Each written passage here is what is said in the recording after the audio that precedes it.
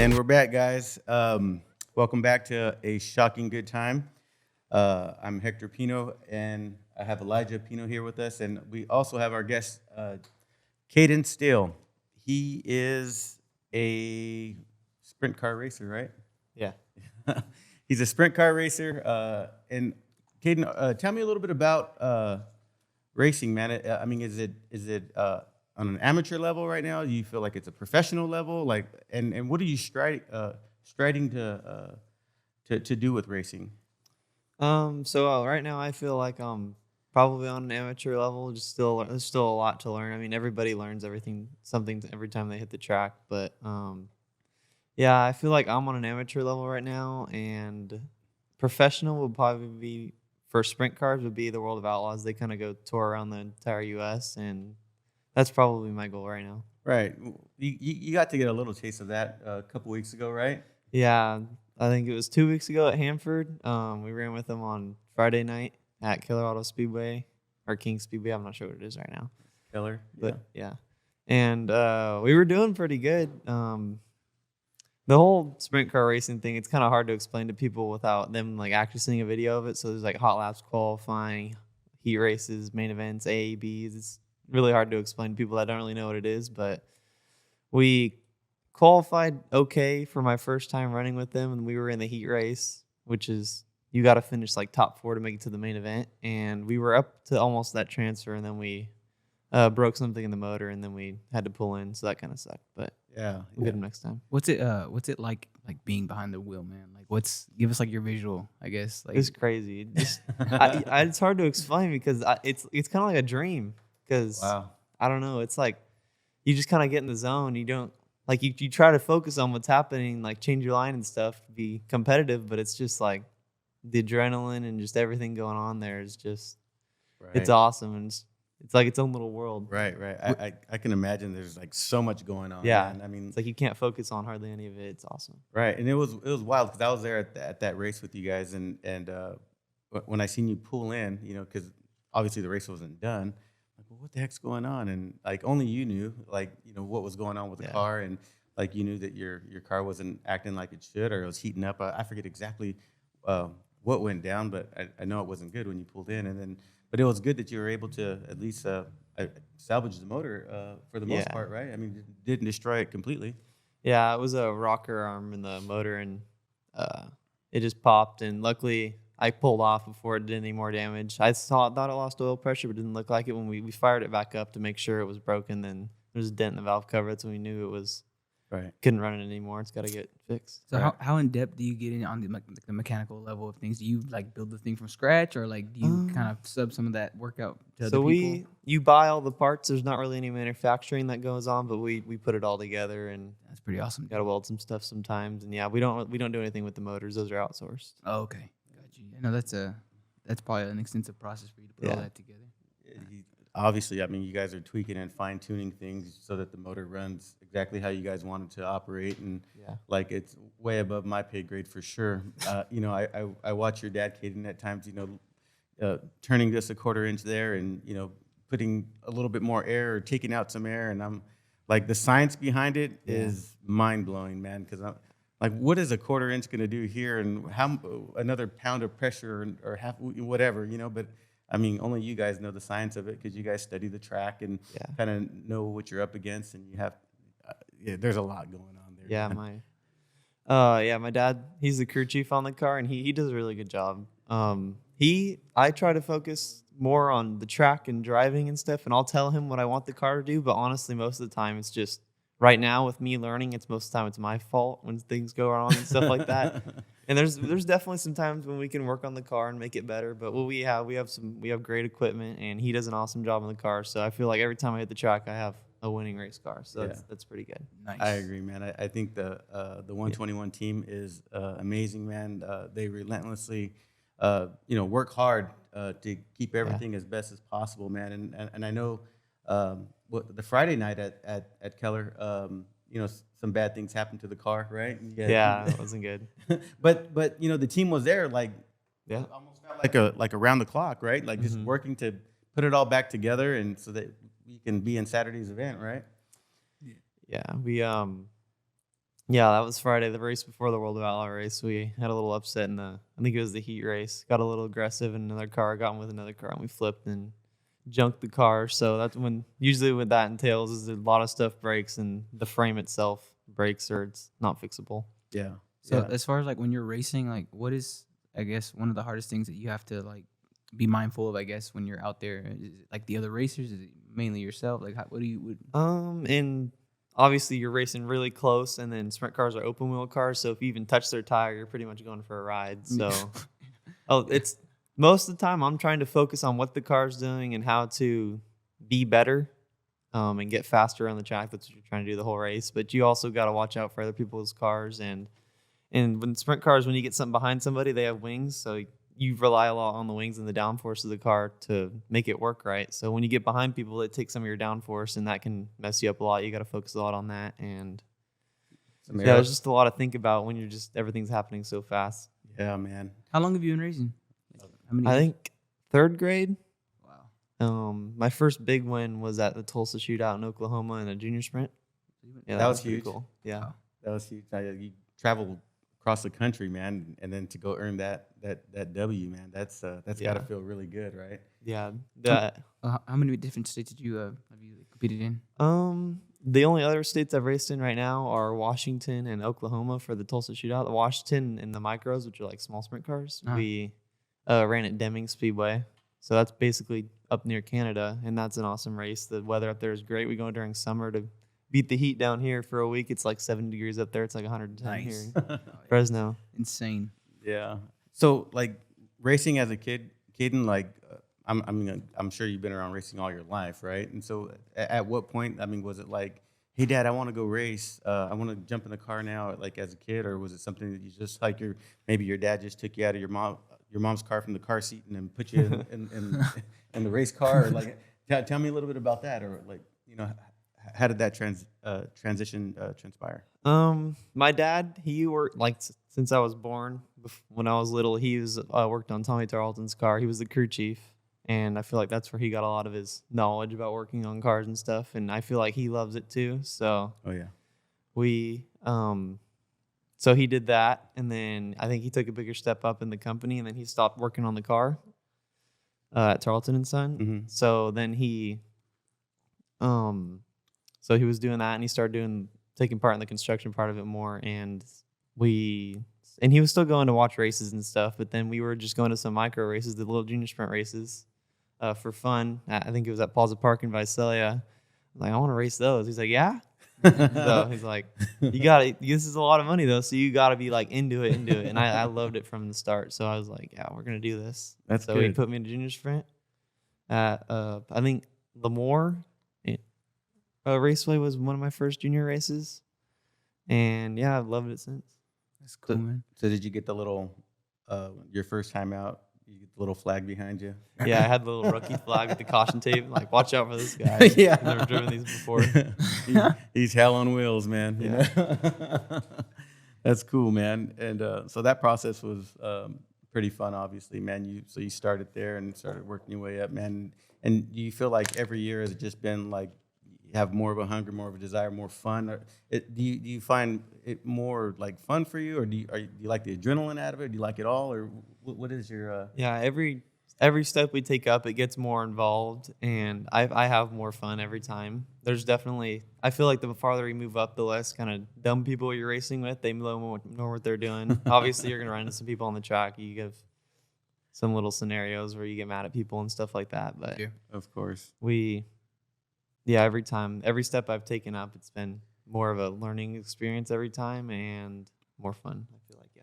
So your big memorable moment when you first started was in Tulsa, right? When you had that W. And so, racing with, I know you say that, you're more, you feel like you're at an amateur level, but I've seen you operate that machine, man. And to me, I feel like, man, you do operate at a professional level. Being where you're at today, man, how, what has been some of your one of your memorable moments in this process? The Tulsa Shootout win, and my first, I think my first time in a sprint car was definitely another big memorable moment because it's well, the sprint cars versus the micros, they have the same basic idea, but there's definitely a lot different driving styles. Like I got hopped in that thing, Flying. Hanford, and was like, holy, this thing is different. It just the way it moves around, how much faster you're going, Yeah. how you got to drive it. You got to anticipate a lot more because the cars are so much bigger, and you're going so much faster that the wing on top of you has a lot bigger difference. So in the micros, you didn't really have to worry about the wing and just kind of it didn't do much, but in the sprint cars, it definitely does a lot. Yeah. Man. I'm going out there this weekend with Hector and Destiny. I think you're gonna be there too, no? Yeah. So I've never seen you in action like that. Yeah. So I mean, I feel like I'm in for. Hopefully, we can man. perform. Yeah, it's gonna be cool. But I have another question, and this is probably something I don't know if it's related or if it's any different difference. I guess similarities. But there's different types of races, obviously, right? Like there's the racing that you do, and then there's also like track racing, like those Like NASCAR? like is it M1 or something like that? Is that what they call it? Or F1? F1, yeah. So like, is that something that's like this leads up to that type of stuff, or is this like a completely different like? And I'm only asking because I don't know too much about racing. Is that do people like start out in this like type of racing and then move to those type of races later, or is that how does that work? It kind of depends. People like in NASCAR, I feel like everybody goes to that for the money, honestly. So if you want to make this like a career and make a lot of money on it, you want to get to NASCAR eventually. But there's like outlaw carts, which are closer to go-karts, and they still have wings. And there's the junior sprints and the micros and the sprint cars, which is kind of its own route. Gotcha. And then you have like go-karts, which is like on track racing around like you would at like K1 or MB2 or something. And people take that route too. But so yeah, you could get to or I don't know about F1. Usually people from F1, they start in like, so that's asphalt racing. So asphalt and dirt's usually an oval, and people kind of look down on that because all you do is turn left. But yeah, I think there's a little more to it. But is the NASCAR racing something that you'd be interested in doing, or is that like you want to stick to this, or like what? I mean, if I had an opportunity, if I went big and got into the world of outlaws and had an opportunity, I think I'd drive one. Yeah, that's pretty cool. That'd be pretty cool. Is there any particular events or races that you look forward to now? I mean, is it like, oh man, we have to go participate in this, or is there something that you inspire, like something that you want to go look towards? Like a goal? I think running the Knoxville Nationals, which is like the biggest sprint car race in the United States, would be cool. Or to go to like Australia, because sprint car racing is big in Australia too. To like just spend like a winter in Australia racing would be cool too, because Australia looks cool. Yeah, that'd be. I think I was talking to Tommy one time, and he told me that him and your dad went. When Yeah, they they were went to younger. Australia because some people they go because our off season here, which is like November to March, that's actually like the season that they're racing in Australia. So some people just go back and forth, and a lot of the drivers on the World of Outlaws, which is the national level sprint car racing, they actually come from Australia too. So. Man, that'd be cool to go to. Just don't come back with an accent. Little kangaroo or something. Yeah, mate. Have you been to Australia or no? No. Oh, okay. Yeah, no. I haven't been out of the country. Oh, okay. Yeah, That's cool. I like it here. I got a couple of stories about leaving the country, and I like it here. So, obviously, with so many moving parts, and just the functionality of how 121 race team operates, and everything that goes on, man. Obviously, hats goes off to everybody that helps in the pit. I mean, because man, I've been in there, and I go from time to time, and there's a lot of moving parts, man. It moves fast, and everyone's struggling to make sure that you get back just exactly the way that you need to on the track and things. And so definitely want to give a shout out to the team. Yeah. And I think more than anything, man, I want you to kind of take a little bit of time to recognize the core of the team, which is your family, man, like your sister, your mom, and your dad. I mean, I know that they put a lot of time and effort into the success that you're having with this, on the track and off the track, man. There's a lot of moving parts there, man. Anything that you want to add to that, or there's definitely a lot of people that have helped me get to this point. I don't know, it's kind of corny, but I'd say it takes a village, honestly. Absolutely. I'm so proud of my family for just sticking with me through this. I had a bad attitude in micros, honestly, kind of threw some fits, but I'm just proud of everybody for sticking through, and definitely our sponsors too. You guys help us, Yeah. so that's awesome. Our sponsors, I think we just a ton of people on board now. We got Tarleton and Son, Hutchinson Equipment, Bandy and Associates, Sencal Construction. We got Ardent now; they're a big help. Good. Good. There's so many of them. Man, we couldn't do it without them though. We got Lifeline. Yeah. You got you guys, Power Source Electrical. Yeah. And then you guys have been with us since micros too. So Yeah. that's cool. It's been fun. And it's fun having you at the track too. Yeah, absolutely, man. It's always Hutchinson Equipment too. Yeah. it's fun to see the process, man. And you know, if we can do a little bit of outreach and encourage people to join the journey, as a sponsor and things for 121 Racing. There's a lot that that's done here, and there's a lot of benefits also just in being a sponsor, man. You're around great people. The network is amazing.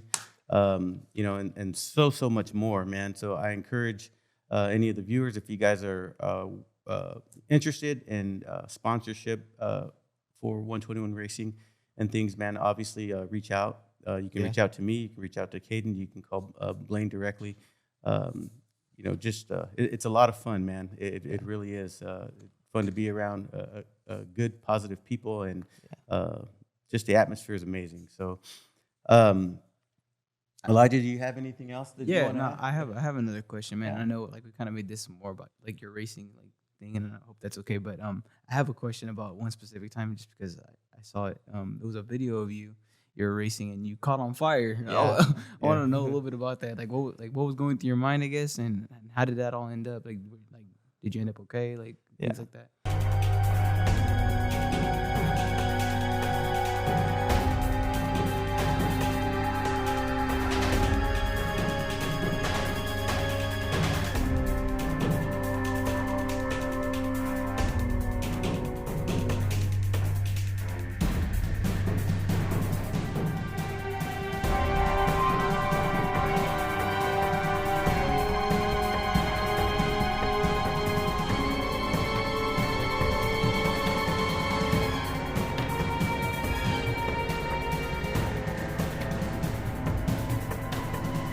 So it was pretty much, I don't know if you guys seen Talladega Nights, but Ricky Bobby and that was pretty much me. I'm on fire, running around with his head cut off. Obviously, I kind of know what to do when you're on fire.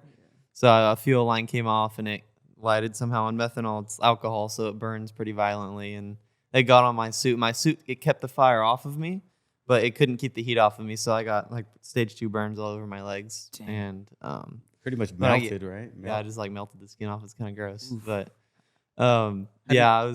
I was rationally, when you're thinking, you're like, oh, just stop, drop, and roll, but it's methanol, and I'm not sure if it would do that. And it's just hard to explain how hard it is to think rationally when you're on fire like that, running around oh my gosh, I'm on fire right now. So it's just, you can't think about what to do. And yeah, it was. I think one of the coolest things in the video, I guess, in the chaos of it all, there was some of the other racers came over to help you. Yeah, and things like that. That was another cool thing. We all have our moments, and with the other drivers and getting arguments, but we're all in it together. And honestly, in the run, we're all in to help each other on the track. Yeah, Absolutely. not in it to hurt anybody. Right. No. I remember one time, I forget where were we at. I think we might have been in Lemoore or something, and I think something happened with the engine again, and you caught on fire on the bottom. Yeah. And that was scary for me. I missed the day that you actually caught on fire. But when I seen the video, I didn't even know how to just the feeling. You know what I mean? Yeah. It wasn't as bad the micro. It was still pretty scary, but it was an oil fire, and so the fire in the sprint car was inside the cockpit with me with all the fuel stuff, and then the fire in the micro, it was an oil fire. It was more of a flash on the outside of the motor, and there's a firewall that kind of protects you from all that stuff. So I was unscathed from that, but yeah, we're lucky there too. Yeah, man. Is there something that you guys are doing now to help prevent that in the future, or is that just something? Is it a one-time thing that never happened again? Learning experience. What was? Yeah. So we're doing obviously checking fuel lines and stuff like that now, and now it's now it's mandatory for the sprint cars to have, not just from me, but it's happened to other racers across the country, to most series are requiring you have like a fire suppression system in the car now, Oh wow. which is like a little extinguisher. And some of them have lines that run around the cockpit that just shoot like extinguisher stuff onto you. Oh, I think and- I've seen that before. It just yeah, kind and of ours, sprays yeah. you. So so it'll set off automatically if there's a fire. Or you can pull a little lever and it's supposed to extinguish the fire. So yeah, it's a couple precautions we're taking now. Wow. Well, I didn't realize that. So I got one last question, man. And so from where you started racing and where you're at today, if you what would you have for young people that are aspiring to wanting to get into racing, or if they're on the fence, should I do it, should I not do it, like pros and cons, and what to even look out for? I mean, obviously we know it's an expensive journey, but I mean, outside of that, what would you have for them? It's pretty honest. Just don't give up. Honestly, I wouldn't be able to do this though, honestly, if I didn't have the resources and the people around me to help me through it. But I feel like if you do have those people, you should definitely give it a try. Right. Yeah, it's really fun. Yeah, and even Yeah, it's not like a normal sport people do, but so it's not very known. But I don't know. It's awesome. yeah, man, yeah. There's a great quote, and my kids are probably tired of hearing it, but but I use it a lot, man, because it's done something for me, man. And Les Brown says that you don't have to be great to get started, but you have to get started to become great. Yeah. And so I live by that, man. Anything in life, you really have to just get started in it, man. And like you said, stay persistent and don't give up, and work hard and watch your dreams come true. Yeah, and I've actually taken some of your advice recently. And, I was talking about earlier with the micros, and I was having a pretty bad attitude and saying, oh, my mindset's not going to change anything. But recently, this past couple months, I've been trying to change my mindset, going in more positively and thinking it through and just getting in the right mindset before a race, and it's helped me. Yeah. Yeah. That stuff does work, man. I mean, Yeah, I was like, that's not going to work, but it actually worked. I was surprised. Bob so I took your advice there, and it worked. Yeah, Bob Proctor says, man, if you think it in your mind, you can hold it in your hand, man. And so if you always just, think of, the checkered flag, you being in the lead, you can make your dreams come true, man. There's always going to be little tweaks and little things that you have to do, but with a positive attitude, man, you could make all that stuff come to fruition. But man, it was great having you on, man. I hope that you can come back and visit us again, as you continue your journey. That's great. We appreciate you, and we love being a part of the sponsorship and being a part of the team. I love being out there helping you out, man. It's fun, man. I felt like I've been able to kind of watch you grow in the last few years and things that we've been helping you out. So best of luck to you, man. We'll be there Saturday helping and cheering you on. Yeah, thank you. It's awesome having you guys out there. It's fun. It's fun all the time. Right on. I'm definitely excited for Saturday. We're gonna be out there and we'll be creating some content too. So it's gonna be a lot of fun, man. I'm excited. You got to leave your shirt on, Ludge, when you're out there. I will. That's fun. All right, guys. Well, this concludes this segment, and we hope to see you on the next one.